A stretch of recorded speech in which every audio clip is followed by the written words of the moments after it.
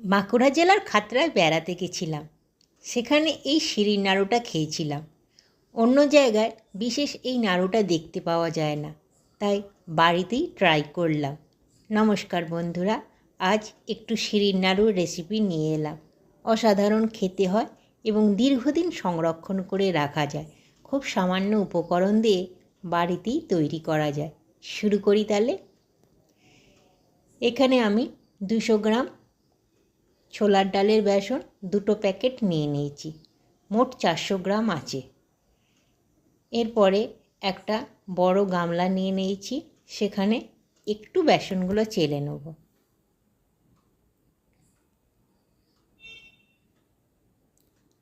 বেসনগুলো একটু লাম্পস থাকে, সেই জন্য একটু চেলে নিলে খুব ভালো হয়। কেন একটা ব্যাটার বানাতে হবে তো, সেই জন্য একটু চেলে চেলে নিচ্ছি। দেখুন ওপরে কত গোটা গোটা আছে, এগুলো সব চালনার ওপর রয়ে যাবে। আর খুব সুন্দর একটা মিহি পাউডার এই যে তৈরি হচ্ছে। এরপরে অল্প খুব সামান্য 1 চিমটে লবণ দেবো। 400 গ্রাম বেসনে খুবই সামান্য অল্প লবণ দিয়ে অল্প অল্প করে জল দিয়ে ব্যাটারটা খুব ভালো করে ফেটাতে হবে। একটু বেশি করে যত ফেটানো যাবে ততই ভালো হবে। ভেতরটা যত এয়ার ঢুকে যাবে ততই সুন্দর খেতে হবে। একটু টাইম লাগবে, আস্তে আস্তে ধরে ধরে অল্প অল্প করে জল মিশিয়ে ব্যাটারটা তৈরি করতে হবে। খুব শক্ত করে করতে হবে ব্যাটারটা। দেখুন একবার করে ঘোরাতে হবে আর দেখতে হবে কতটা শক্ত আছে। যদি মনে হয় একটু নরম হয়ে গেছে, আবার একটু বেসন দিতে হবে। বেশি নরম হলে কিন্তু অসুবিধে হবে নাড়ুটা তৈরি করতে। এরপরে কড়াইয়ে সর্ষের তেল দিয়ে দিলাম। আপনারা চাইলে সাদা তেল দিয়েও করতে পারেন। তেলটা খুব গরম করে নিতে হবে। সঠিক গরম হয়েছে নাকি দেখার জন্যে একটা বেসনের দানা ফেলে দিলাম। দেখুন খুবই গরম হয়েছে, লাল হয়ে এসছে, এইরকম ব্রাউন হয়ে যাবে। এরপরে আঁচটা কমিয়ে একটা ছাঁচার মধ্যে ভালো করে তেল বুলিয়ে নেব। দু পিঠই ভালো করে তেল বোলাতে হবে। তারপরে একটু করে বেসনের গোলা নিয়ে তেলের মধ্যে এইভাবে কাঠির মতন ভাজতে হবে। ছোট ছোট করে কাঠির মতন করে ভেজে নিতে হবে। ছাঁচার ওপর দিয়ে চেপে চেপে দিচ্ছি। পাতলা হলে কিন্তু কাঠিগুলো নরম হয়ে যাবে, ওই জন্যে শক্ত করে নিচ্ছি বেসনটা। আর খুব ফেটিয়ে নিলে খুব সুন্দর মুচমুচে হয়। আঁচটা এখন কিন্তু কমিয়ে দিয়েছি, তেলটা গরম করার সময় বাড়িয়ে দিয়েছিলাম। এখন পুরো প্রিপারেশনটাই কম আঁচে হচ্ছে। এইভাবে একবার করে তুলে নিতে হবে। হালকা করে ঠান্ডা করে নিয়ে আবার তেলে ছাড়লে খুব মচমচে হয় এবং অনেক দিন রাখা যায়।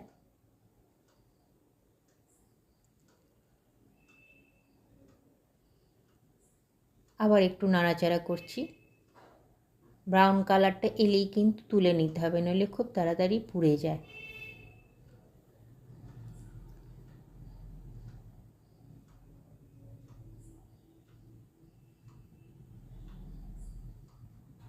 হয়ে এসছে, দেখুন কত তাড়াতাড়ি কালারটা চেঞ্জ হয়ে গেল। এই সময় তেলটা ঝরিয়ে নিয়ে তুলে নিচ্ছি।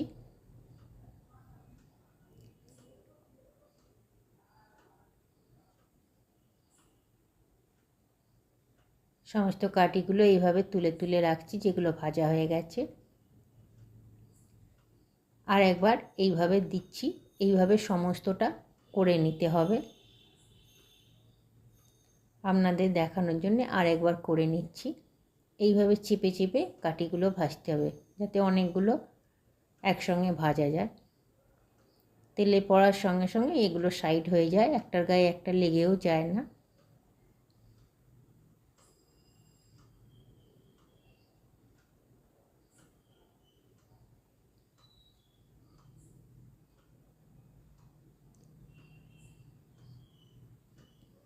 এরপরে নাড়াচাড়া করব।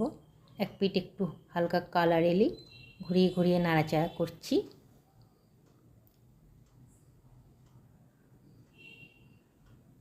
একবার করে তুলতে হবে আর একবার করে তেলে দিতে হবে, তাতে খুব কুরকুরে হয়। এইভাবে সমস্ত সেওগুলো ভেজে নিতে হবে।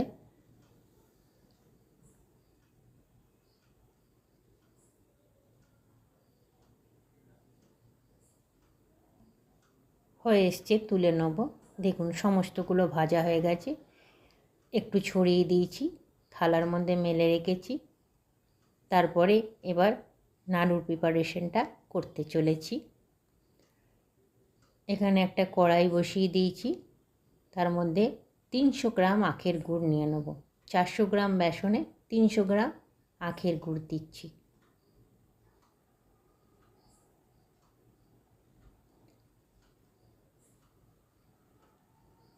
তিন হাতা মতন দিলাম।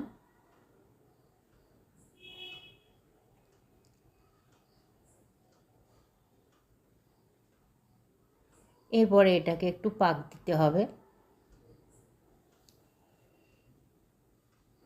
একটু কড়া পাক দিতে হবে, যাতে বড় বড় ফেনার মতন ওঠে।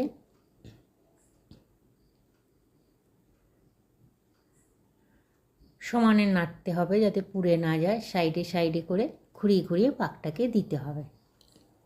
এক জায়গায় থাকলে পুড়ে যেতে পারে, একইভাবে নাড়তে হবে।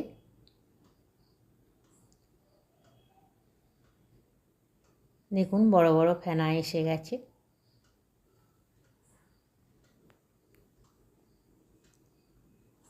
এই সময় হাফ চামচেরও কম কর্পূর দিয়ে দিলাম। কর্পূর বেশি দিলে কিন্তু তেতো হয়ে যাবে, ওই জন্যে হাফ চামচেরও কম দিলাম। জাস্ট একটা সুন্দর গন্ধ আসে। কর্পূর দিলে এত অসাধারণ গন্ধটা সুন্দর আসে, আখের গুড়ের সাথে দারুণ লাগে খেতে। এই যে মোটামুটি হয়ে গেছে, চটচট করছে। এরপরে গ্যাসটাকে নিভিয়ে দিয়ে তারপরে যে কাঠিগুলো ভেজে রেখেছি সেগুলো দিয়ে দেবো। গ্যাসটাকে কিন্তু এই সময় নিভিয়ে দিয়েছি। একটু একটু করে দেবো আর মেশাতে থাকবো। প্রথমে অর্ধেক দিলাম, তারপরে হাতা করে মিশিয়ে দিচ্ছি। ওপর নিচ তুলে তুলে মেশাতে হবে।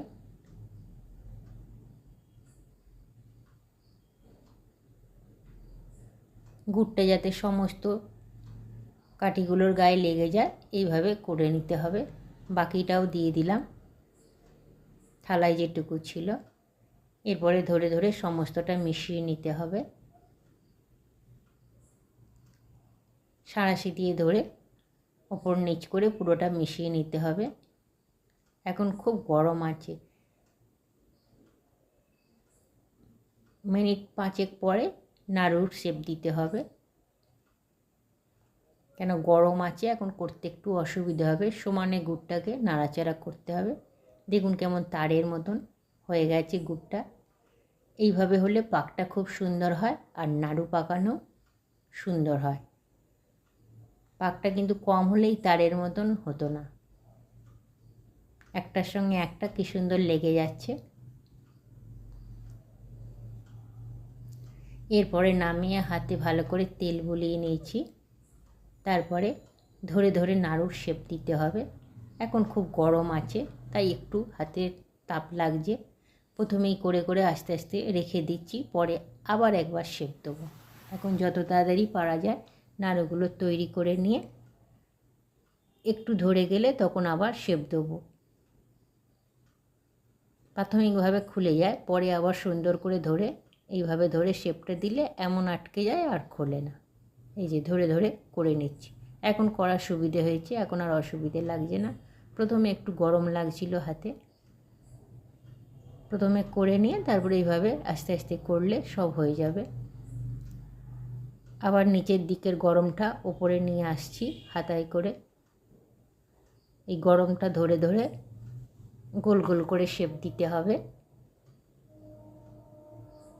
যতটা সুন্দর শেপ দেওয়া যায় ভালো হয়। খুব গরম আছে বলে প্রথমে করে নিচ্ছি, তারপরে শেষে আবার ভালো করে শেপ দিয়ে নেব। দেখুন 4টে হয়ে গেছে। এইভাবে এক এক করে ওপর নিচ হাতা দিয়ে কড়াই থেকে তুলে তুলে সমস্ত শিরির নাড়ুগুলো করে নেব।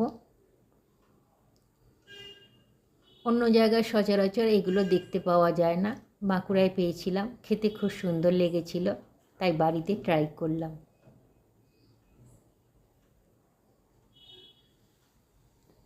এই ঘুরিয়ে ঘুরিয়ে করে নিচ্ছি।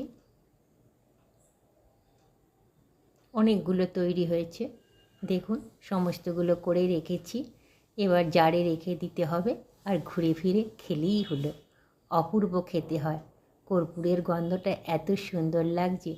প্লিজ বন্ধু একবার ট্রাই করবেন, আর যদি ভালো লাগে প্লিজ আমাকে জানাবেন আর আমার পাশে থাকবেন, অনুরোধ রইল। নমস্কার।